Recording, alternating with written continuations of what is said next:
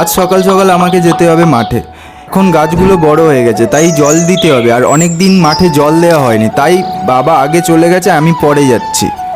এখন সকাল সকাল যেতে হয়, কারণ বেলা হলে রোদ্দুরের তাপ প্রচণ্ড বেড়ে যায়। মাঠে জল দেওয়ার সাথে সাথে গাছগুলোতে পোকার বিষও মারতে হবে, কারণ গাছগুলোর মধ্যে প্রচুর পোকা হচ্ছে। আর তোমরা যারা গ্রাম থেকে বিলং করো, তোমরা ভালো করে জানবে ধান গাছে পোকা না মারলে পুরো ধান গাছ শেষ হয়ে যায়। আর মাঠে চলে এলাম, দেখো মাঠে কত রোদ্দুর। তোমাদের সাথে গল্প করতে করতে আমার কাজটাও আমি শেষ করে ফেললাম। চলো এবার বাড়ি যাই। হ্যাঁ, বিকালবেলাও আমি আবার মাঠে যাচ্ছি।